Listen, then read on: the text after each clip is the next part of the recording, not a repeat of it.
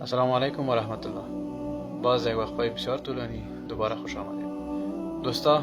این بار انشاءالله به یاری و توفیق الله متعال به ترجمه و تفسیر قرآن میپردازیم. بنابراین نخستین درس خود را با اولین جمله قرآن شروع میکنیم که عبارت از بسم الله الرحمن الرحیم، به نام الله بسیار بخشنده و بسیار مهربان. بسم به معنای بنام یا مثلا میگیم با نام. الرحمن بسیار بخشنده، یعنی دارای رحمت گسترده بر همه آفریدگان. الرحیم یعنی بسیار مهربان با ویژه نسبت به مؤمنان.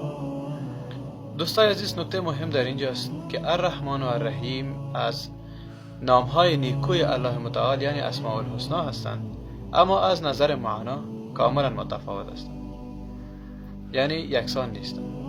الرحمن رحمت فراگیر الله متعال بر همه مخلوقات، هم از کفار و هم از مسلمان است.